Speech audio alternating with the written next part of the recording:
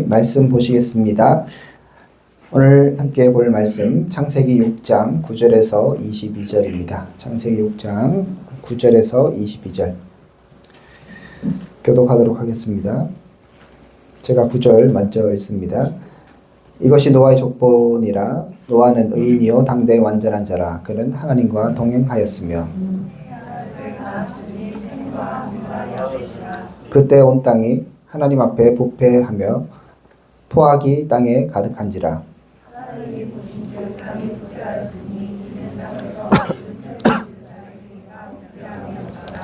하나님이 노아에게 이르시되 모든 혈육 있는 자의 포악함이 땅에 가득하므로 그 끝날이 내 앞에 이르렀으니 내가 그들을 땅과 함께 멸하리라.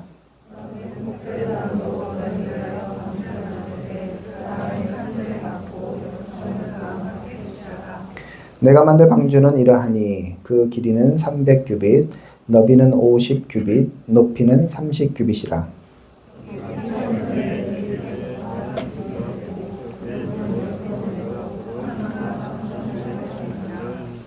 내가 홍수를 땅에 일으켜 무릇 생명의 기운이 있는 모든 육체를 천하에서 멸절하리니 땅에 있는 것들이 다 죽으리라.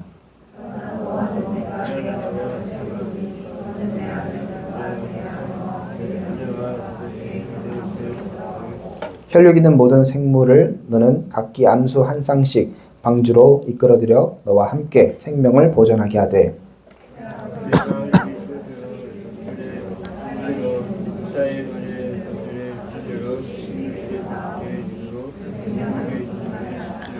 너는 먹을 모든 양식을 내게로 가져다가 저축하라. 이는 너와 그들의 먹을 것이 되리라. 그와 같이 하여 하나님이 자기에게 명하신 대로 다 준행하였더라. 아멘.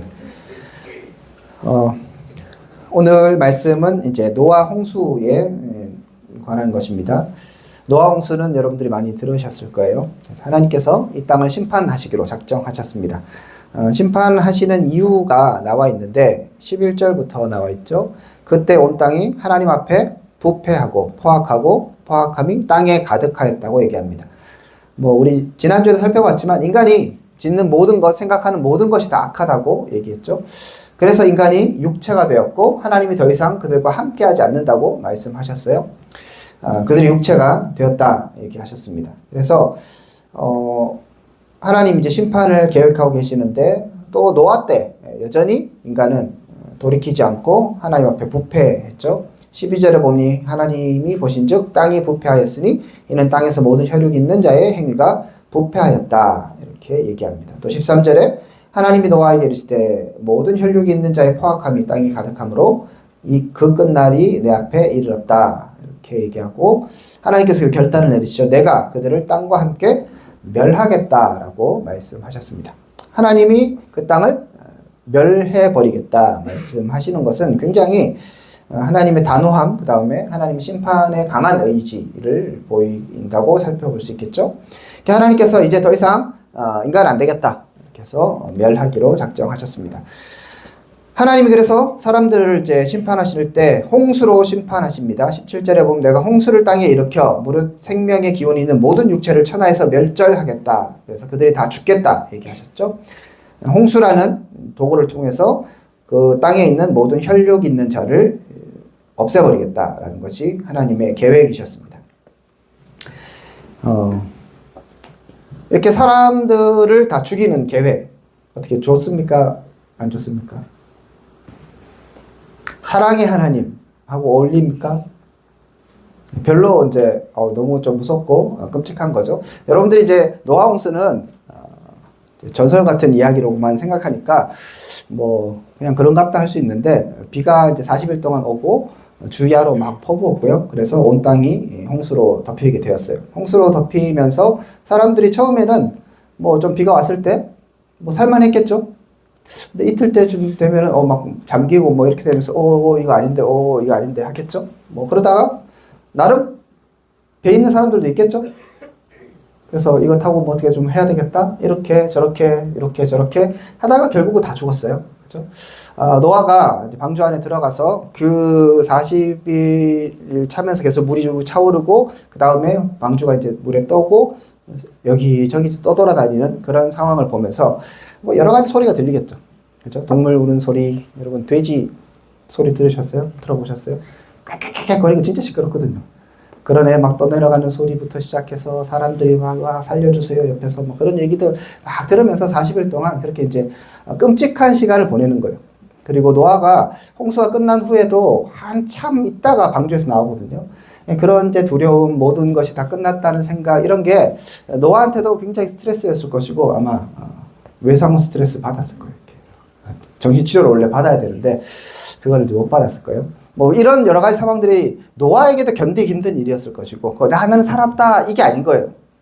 여러분들이 뭐 어떤 그런 방주에 있어서 나는 이제 살고 있다는 그런 안도감도 있겠지만 주변에 계속적으로 몰려오는 그런 이제 새끼들과 뭐 빗소리 막 물이 뭐 찰 때 똑똑똑똑 흐르면서 차겠어요? 그 정도 아니잖아요. 엄청난 물이 막 쏟아지고 이러니까 노아도 하나님께서 보호하시고 말씀하셨지만 그가 느낄 수 있는 극한의 두려움도 여전히 있고 그러면서도 하나님께서 여기서 보호하신다는 또 믿음이 있기 때문에 감사도 있고 그런 마음 가운데 내가 알고 있는 뭐 옆집에 있는 개도 죽었을 거고 저 사람도 죽었을 것이고 뭐 우리 마을 다 없어졌을 거고 그런 생각들을 하게 되면 굉장히 어려운 거죠.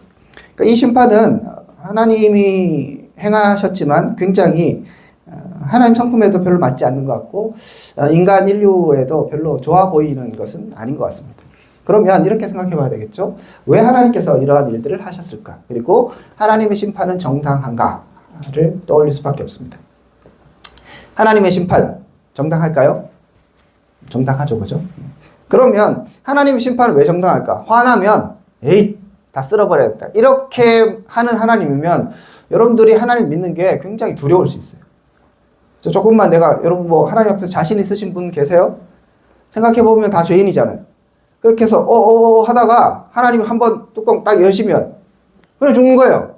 뭐 이렇게만 돼버리면 우리는 무서워서 살 수가 없어요. 하나님 앞에서 늘 벌벌벌 떨면서 살 수밖에 없겠죠.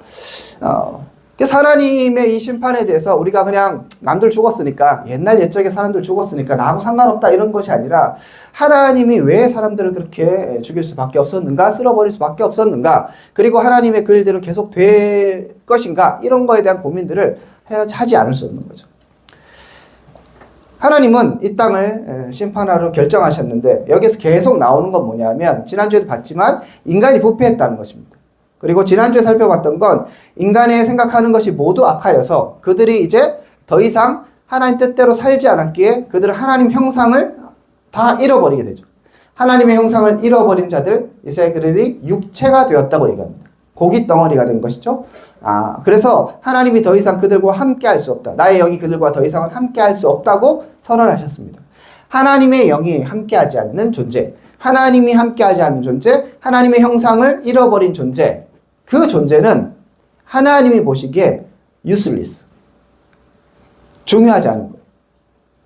그러니까 나는 내가 소중하다고 생각하잖아요. 여러분의 소중함은 내가 나기 때문에 소중한 게 아니에요. 하나님의 평가에 소중한 것이어야 되죠. 그럼 하나님의 평가는 뭐냐 하면 하나님의 형상을 닮은 존재로 태어나서 하나님의 형상을 따라서 사는 것이 인간의 존재의 목적이고 가치의 목적이에요.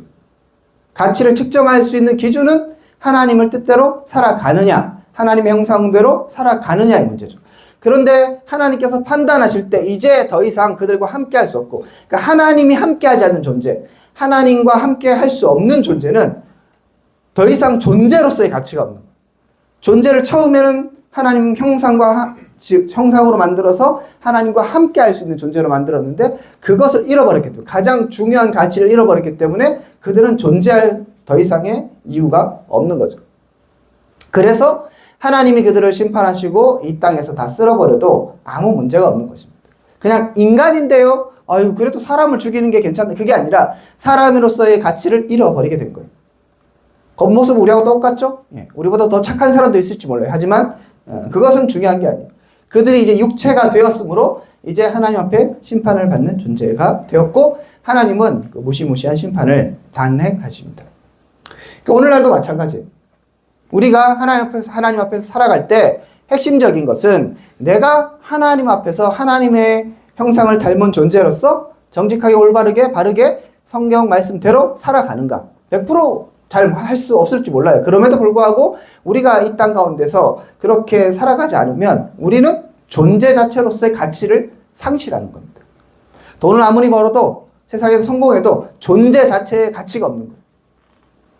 여러분들이 물론 안 그런 사람도 간혹 있을지 모르겠지만 집에 바퀴벌레가 나왔어요. 보면서 어떻게 해야 되겠습니까? 그렇죠. 잡아야죠. 바퀴벌레는 어떤 존재입니까? 존재하면 존재할수록 당신은 사랑받기에 태어난 사람 할래요? 바퀴벌레를 보면서 아이고야 이거 진짜 매끌하게 생겼구나. 다리는 나보다 더 많은 것 같고 이야 넌 피부가 어떻게 보면 고우니 이럴 거예요? 바퀴벌레는 존재 자체가 나에게 해줘. 그래서 바퀴벌레를 죽이는 것은 뭐예요? 우리 가정을 지키는 중요한 행동이죠. 자, 바퀴벌레가 2마리, 3마리 잡는, 4마리 잡으면 더 잘하는 거죠. 그죠? 100마리가 나오면 안 되겠지만, 100마리가 나오면 100마리를 잡는 것이 가정과 나의 가족을 지키는 일이겠죠? 예. 많이 잡으면 많이 잡을수록 좋은 거예요. 똑같은 거예요. 하나님 앞에서 인간이 그런 존재가 된 거예요. 이제 더 이상 유슬리스. 오히려 있으면 있을수록 죄를 계속 속으로 만들어 가잖아요. 존재 자체가 악인 거예요. 문제를 계속 만들어내면 어떻게 하는 게 공의인 거예요. 어떻게 하는 게 사랑이겠어요. 제거하는 게 공의고 없애버리는 게 진정한 사랑인 거예요. 그 땅을 지키는 하나님의 방침인 거죠. 우리의 관점이 확실하게 바뀌어야 합니다. 나를 하나님이 어떻게 보시는가? 세상을 바라보는 관점도 동일한 것이죠. 문명이 발전하고 우리나라가 뭐 선진국이 되고 돈 많이 벌고 나라가 되게 안정되고 좋아 보이면 우리나라가 정말 하나님 보시기에 좋은 나라인가? 아니라는 거예요. 그게 아니라 이 땅 가운데 하나님의 형상대로 사는 사람들, 그 하나님의 존재, 하나님께서 원하셨던 삶의 방향과 목적을 따라가는 사람들이 그래도 있을 때에 그때 이 땅은 존재의 이유가 있는 거예요. 예전에 소돔과 고모라가 망할 때도 똑같죠? 소돔과 고모라의 악이 엄청나게 너무너무 강해져서 하나님께서 심판하시겠다 하셨잖아요. 아브라함이 하나님 의인 뭐 몇 명만 있으면 그래도 좀 괜찮지 않겠습니까? 결국 의인 한 명이 없어서 다 죽었잖아요. 하나님의 백성으로서의 정체성을 제대로 가지지 못한 자, 그들에게 하나님의 심판은 너무 당연한 것이고 그 심판을 우리는 어떻게 생각해야 되는가 하면 기대하고 고대해야 되는 거예요. 하나님이 그렇게 하는 것이 합당하다는 거죠. 하나님이 악을 없애고 하나님이 이 땅을 심판하고 보기에는 좋아 보일지 모르는 인간을 사실 그 땅에서 멸하는 것이 하나님의 놀라운 은혜라는 것을 생각해야 돼요. 그러므로 노아 홍수를 너무 무서운 일이라고 생각할 필요 없어요. 하나님의 공의가 드러나는 일이고 하나님의 영광이 드러나는 일입니다. 그렇게 하나님께서는 이 땅을 심판하시겠다고 작정하셨습니다. 물론 이제 홍수가 끝난 후에는 더 이상 너무 그나마 너무 참혹하고 그러니까 이런 방식으로 내가 심판하지 않는다. 하지만 그 심판은 결국에 있게 돼요. 마지막 날에 주님께서 다시 오시면 이 땅은 다 없어지고 모든 악한 자들은 하나님께서 심판하시기로 말씀하셨죠? 그 심판. 야, 하나님 어떻게 그럴 수가 있어. 그렇게 하셔야 하나님인 거예요. 그래야 더 공의롭고 그래야 더 합리적이고 그래야 더 사랑이 충만한 분인 거죠. 심판이 없는 것은 바퀴벌레와 함께 살겠다는 그거보다도 더 악한 거예요. 쥐가 나면 어떻게 해야 돼요? 쥐는 바퀴보다도 더 크니까 어떻게 좀 같이 있으면 좋을 것 같습니까? 아니에요. 병균 옮겨 그러니까 박멸하는 건 똑같습니다. 인간이 그런 존재가 되어버렸다. 이것을 기억해야 합니다. 자, 하나님께서 이제 심판하시고 작정하셨는데 그때에 그 심판 가운데 구원을 얻는 사람이 한 명 등장합니다. 그 사람이 노아죠. 9절부터 보면 노아를 소개합니다. 우리 지난주에는 노아 하나님 앞에서 은혜를 입은 자라고 얘기했죠. 그 은혜를 입은 자를 조금 더 설명하는데 9절에 이것이 노아의 족보다 얘기하면서 노아는 의인, 당대 완전한 자, 그는 하나님과 동행하는 자라고 얘기합니다. 의인이고 완전한 자고 하나님과 동행하는 자. 의인 좋죠? 의로움을 행하는 사람이에요. 그 다음에 완전한 자라고 얘기해요. 이야, 얼마나 완전했으면. 그러니까 이건 뭐 얼굴이 잘생겼다 이런 건 아니겠죠. 비율이 좋다. 그건 아닐 거예요. 아까 얘기했던 것처럼 하나님의 형상대로 하나님이 목적하신 대로 살아가는 거예요. 노아도 뭐 하나님의 기준에는 죄인이겠죠. 하지만 그 당시를 생각해 봤을 때 이 사람은 의인이고 완전한 자라고 하나님께 평가하실 정도의 훌륭한 사람이었습니다. 그럼 어떻게 그 악한 삶 가운데, 오늘날도 동일한 것이죠. 이 악한 세상에서 여러분들이 가치관을 저 사람은 돈 많이 버니까 부럽네 이게 아니라 어떻게 하면 하나님의 형상대로 살아가고 하나님의 인정을 받는 삶으로 살아갈 것인가를 고민해야 되는데, 성경에서 지금 하나님의 인정을 받고 있는 사람이 등장하는 거예요. 그 사람이 노아라는 사람이고, 어떻게 보면 우리가 살아가야 할 그 모습을 잘 보여주는 하나의 대변자가 되는 것이죠. 노아가 한 일이 뭐예요?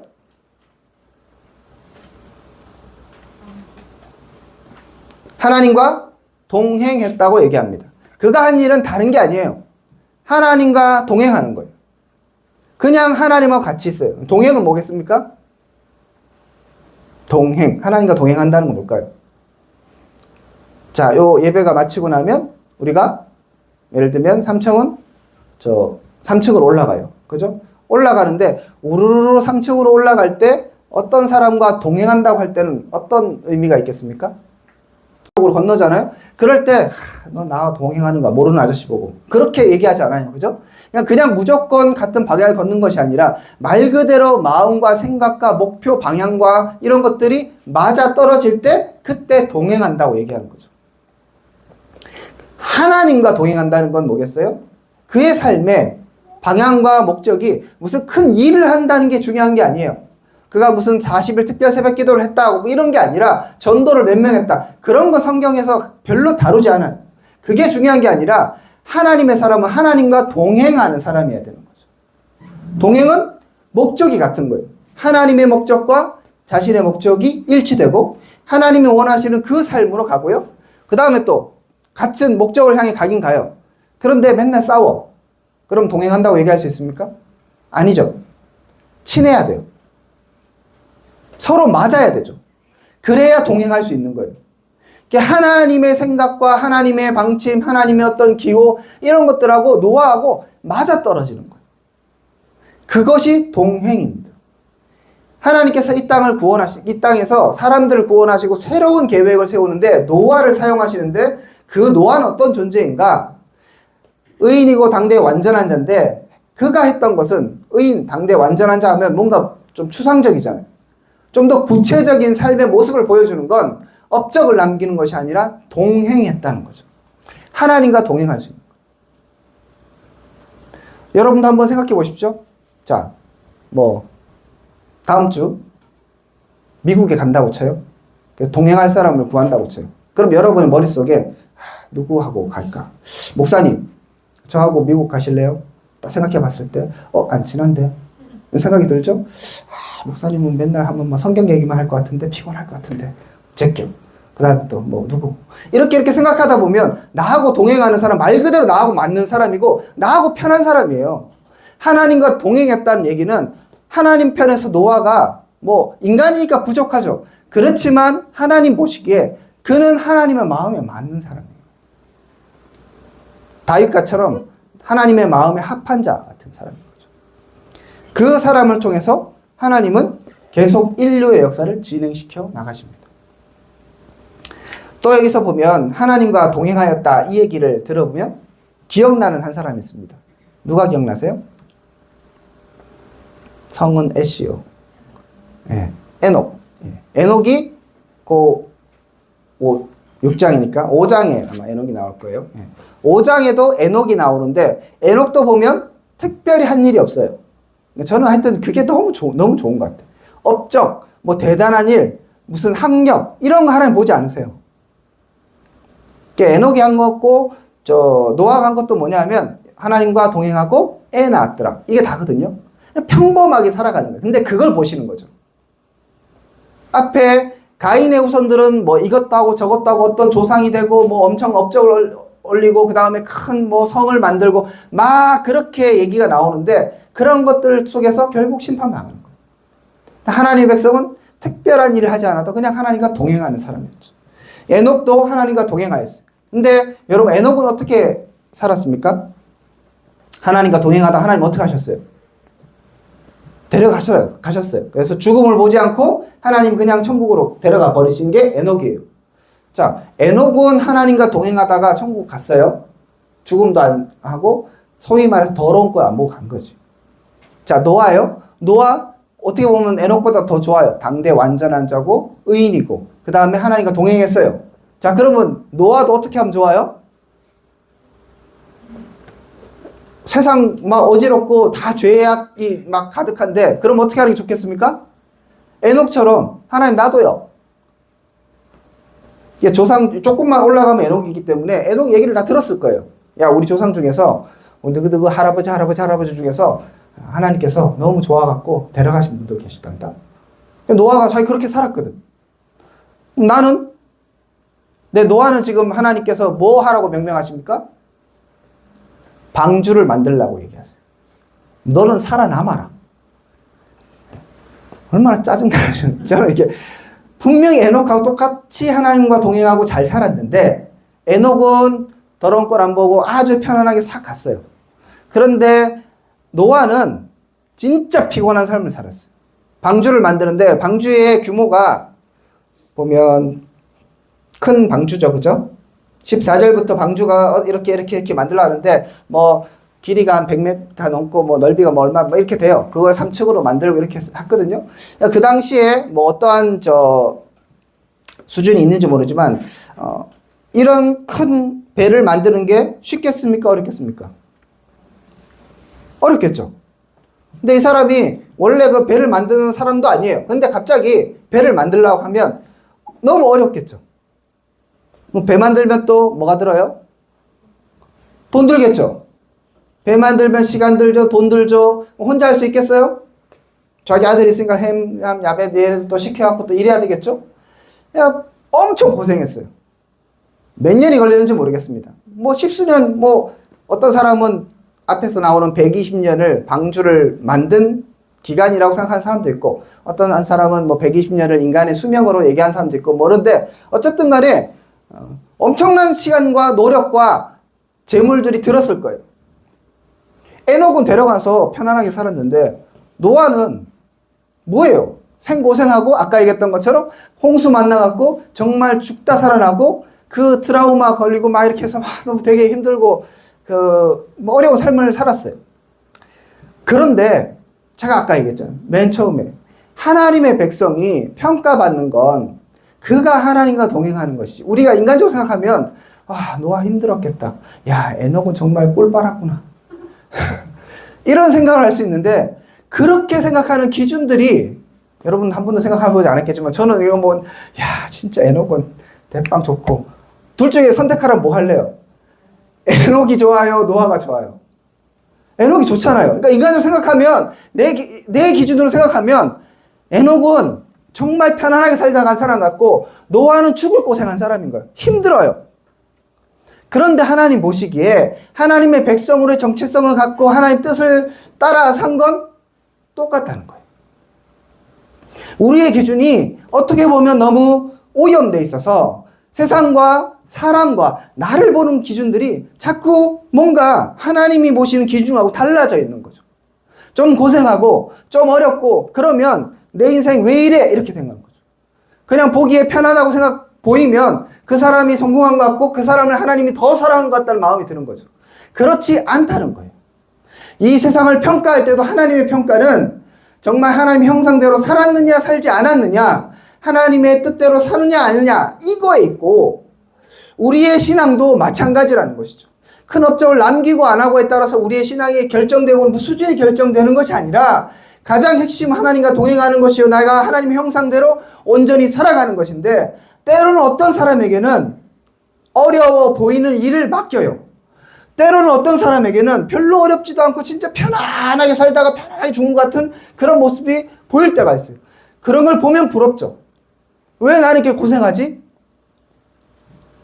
더 나가면 여러분 그런 마음 들지 않으세요? 나도 좀 하나님 나 태어날 때 어떻게 좀 좋으셨어요? 왜 이렇게 얼굴을 이렇게 난 이렇게 머리 나도 공부 잘하고 싶은데 왜 나는 이렇게 안 되죠? 하나님 우리 아빠 엄마를 왜 혹시 바꿔치기 하신 거 아니에요? 다른 분 아니었어요?